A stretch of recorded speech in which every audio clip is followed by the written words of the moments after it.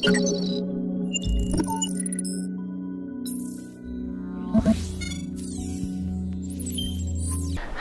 jumpa lagi dengan Ratna Jarum.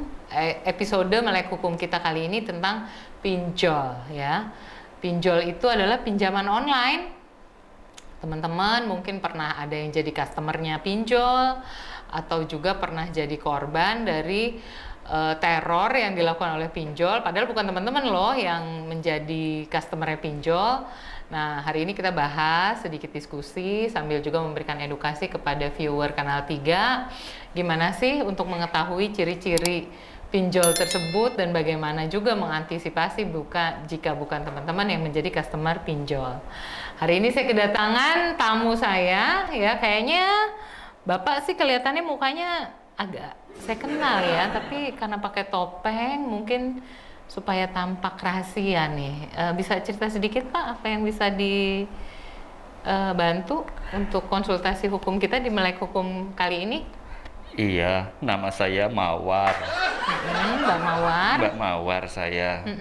Kenapa Mbak Mawar? Saya itu barusan diteror sama orang-orang yang saya tidak kenal, tapi dia tahu data-data saya. Misalnya apa nih Mbak Telepon Mawar? ke teman-teman saya.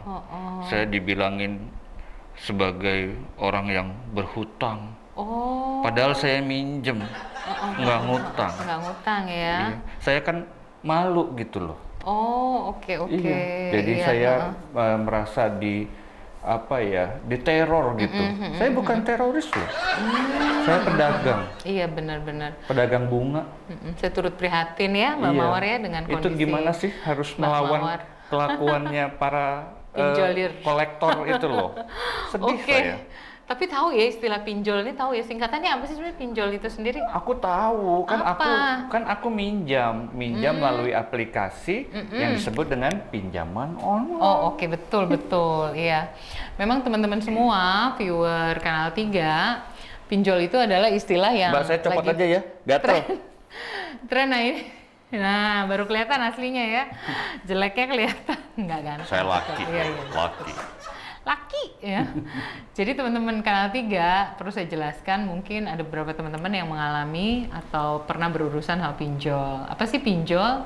Pinjol itu ya Mas Ari, pinjol adalah pinjaman online. Marak sekali kondisi ini terjadi di mana-mana. Ya, bahkan beberapa korbannya ya itu ada yang bunuh diri, ada yang malu. Tapi memang fenomena pinjol ini terjadi terutama saat COVID sekarang. Banyak orang di PHK atau mungkin juga karyawan tapi gajinya dipotong oleh perusahaan, jadi pendapatannya berkurang.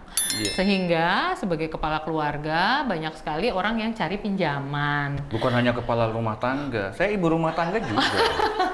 Ya jadi gini, cari pinjaman yang paling gampang ya lewat pinjaman online, cuman cek pakai jari aja approve gitu. Jadi banyak sekali masyarakat yang menghindari minjem kredit di bank. Ya. Nah, pinjol ini patut diduga sebenarnya adalah suatu upaya praktek pencucian uang untuk menghindari pajak ya. Karena banyak yang tahu bahwa aplikasi pinjol ini ternyata nggak cuma 1, 2 tapi juga ratusan. Nah, bahkan pemerintah mengklaim bahwa pinjaman online ini beberapa ada yang masuk kategori ilegal atau melanggar hukum. Nah, itu nggak ditangkep-tangkepin Mbak yang ilegal itu? Nah, jadi sekarang gini, saya perlu sampaikan ya. Jadi peran pemerintah tuh di mana sih? Polisi di mana sih pada saat ada warga negaranya yang diteror, diancam gitu? Saya dulu pengen jadi polisi, khususnya jadi polwan. Gitu. Cuma ditolak. Gitu. Lekong. Nggak lulus ya. Ditangkep. Jadi di sini peran pemerintah itu adalah pemerintah saat ini menugaskan adanya Satgas Waspada Investasi. Jadi Satgas Waspada Investasi. Siapa aja nih orang-orangnya? Orang-orangnya terdiri dari pegawai-pegawai yang bekerja di OJK, Otoritas Jasa Keuangan, kemudian Bank Indonesia, kemudian juga Polri, dan juga Kementerian Komunikasi dan Informasi. Nah, serta juga ada yang terkait di sini perlu juga dengan Kementerian UMKM untuk pemberian pinjaman online kepada masyarakat. Gitu. Oh, untuk menghindari daripada pinjam online itu ada UMKM-nya juga dilibatkan. Iya, dilibatkan Oh, karena di sini banyak sekali juga warga negara yang memang berbisnis di UMKM dan mereka terkena kasus pinjaman online ini dan diteror gitu. Nah, jadi Satgas Waspada Investasi ini ditugaskan oleh pemerintah atau presiden untuk memberantas pinjaman online ilegal. Yang gitu. ilegal tapi ya. Kalau yang legal itu berarti sudah disetujui oleh pemerintah, approve ya? Iya, approve. Oh, taunya gimana? Pasti Mas Ari bingung dong. Ini taunya betul. legal gimana, taunya ilegal gimana? Kalau gitu legal ya. itu kan yang dimakan langsung itu yang ada kayak biskuit gitu lah, ya. yang kalengnya bisa buat kalung ya. Nah, ini bisa. bukan ya? Bukan. Ini KW ini. Mehong itu. Betul. Enggak ya, jadi gini teman-teman viewers Kanal 3, ciri-ciri dari pinjol ilegal itu gampang sekali loh kita tahu ya. Yang pertama pada saat minjem itu mudah banget ya, jadi mereka mengklaim prosesnya itu instan ya. Waktu mau pinjem begitu nggak instan nggak? Saya makan mie waktu itu. Oh iya, pas makan mie-nya jadi langsung jadi approve instan. Ya, jadi instan. Terus kemudian mengklaim prosesnya cepat. Nah, bunganya tinggi sekali. Biasanya teman-teman minjem 5 juta, dapatnya tuh nggak 5 juta, udah langsung dipotong duluan sama mereka ya. Jadi dapatnya mungkin 4.500.000 atau 4.200.000 gitu. Saya waktu itu nggak pinjem bunga kok, saya pinjemnya menyan. Nah, ini ciri yang ketiga ya. Ciri yang ketiga adalah kolektornya itu mengintimidasi ya. Jadi kolektornya itu maki-maki, kasih ancaman, nggak cuman pagi, siang, sore, intinya ibu kapan bu dibayar. Itu yang gitu diancam ya. bukan cuma saya. Teman-teman juga diancam. Oh iya memang benar. Karena apa sih? Karena data kontak yang ada di handphone teman-teman ya, di handphone teman-teman itu mereka bisa akses ya. Sebagai contoh, ini saya bacain ya. Ini ada teman saya sebenarnya juga cerita nih. Bukan saya ya? Bukan. Ini ada teman juga nih yang cerita.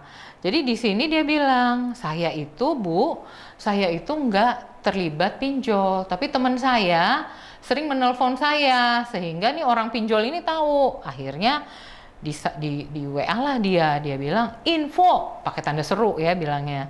Sampaikan kepada ibu ini untuk segera, Ibu Mawar, untuk segera membayar pinjamannya hari ini juga di aplikasi pinjaman XXX sebesar jumlah tersebut. Jangan sampai Ibu Mawar ini menjadi buronan atau maling, penipu karena tidak membayar hutang. Itu semuanya pakai bold ya. Karena kenapa? Nomor ponsel Anda digunakan sebagai kontak jaminan hutang Ibu Mawar. Segera sampaikan supaya Anda tidak terlibat dalam kasus penggelapan dana perusahaan kami. Ini identitas teman Anda. Nah, Bu, kalau gini-gini kan sudah mengancam, Bu. Itu dia, kebetulan nih teman saya ini punya penyakit jantung. Jadi dia deg-degan dong. Malam-malam nggak bisa tidur, dibaca lagi gitu loh. Jadi memang untuk hal ini hati-hati ya, kalau memang merasa terintimidasi langsung diblok aja sebenarnya. Tapi kita bisa laporin nggak, Bu, itu? Bisa, kita bisa laporin. Jadi di sini kejahatan ini kita sebut kategori kejahatan cybercrime, kejahatan digital. Ya, jadi ini bukan cuma kejahatan lokal semata, tapi kemungkinan juga kejahatan yang memang ada sumber dana dari berbagai negara gitu loh. Jadi sampai sekarang polisi lewat divisi khusus cyber itu juga masih bisa memeriksa ya terkait dengan kejahatan perlindungan konsumen dan kerahasiaan data. Ya, karena apa? Karena pinjaman online ini pinjaman yang gampang. Jadi teman-teman lewat aplikasi, lewat Play Store ya. Biasanya dulu Mas Ari begitu juga atau gimana? Playgroup bukan Play Store. Pakainya. Nah, perlu teman-teman viewers Kanal 3 ketahui saat ini OJK Otoritas Jasa Keuangan sudah memblokir 3.365 pinjaman online ilegal. Potensi kerugian yang dialami oleh masyarakat karena membayar bunga yang cukup tinggi mencapai 114 triliun rupiah. Itu duit semua itu, Bu? Saya minjem 100.000 ditagih 100 juta, Bu. Iya, sayang banget ya. Jadi saat ini juga Presiden Jokowi sudah memberikan instruksi kepada beberapa bank BUMN ya.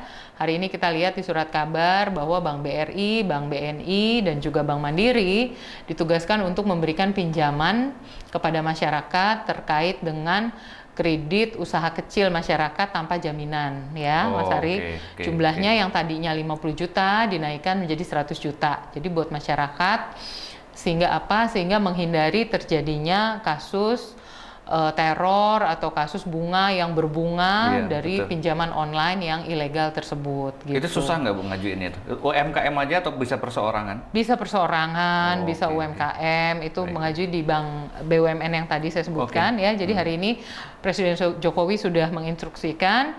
Terus yang sebenarnya ya kalau boleh terkait dengan pinjol, sebenarnya undang-undangnya nih berlapis ya. Jadi ada tidak hanya Undang-Undang Perlindungan Konsumen nomor 8 tahun 99, tapi juga Undang-Undang nomor 19 tahun 2016 tentang Informasi dan Transaksi Elektronik atau ITE ya. Jadi kan datanya bocor ya karena akses ilegal yang dilakukan oleh pinjaman online tersebut ya. Terus kemudian juga terkait dengan Undang-Undang Pencucian Uang, Undang-Undang nomor 8 tahun 2010 tentang pemberantasan tindak pidana pencucian uang. Kenapa? Karena perusahaan-perusahaan pinjol ini dicurigai tidak hanya berasal dari dana yang ada atau dana yang ada di dalam negeri, tapi juga dari dana-dana asing yang masuk yang memang perlu ditelusuri lebih lanjut. Jadi kalau pinjol ini ada hubungannya dengan laundry nggak sih? Karena mencuci uang tadi? Ya bisa aja sih kalau diadadain. Jadi kalau uangnya kotor ya dicuci kan biar dulu. bisa ini. Gitu ya. Jadi harapannya sebenarnya dari sini teman-teman Kanal 3 harapannya apa sih? Polisi biar bagaimana harus menjadi barisan yang paling depan dalam memberantas pinjaman online karena dikhawatirkan banyak kerugian yang sudah ditimbulkan di masyarakat ya, khususnya masyarakat kecil. Nah, demikian informasi yang bisa kita sampaikan, semoga bermanfaat.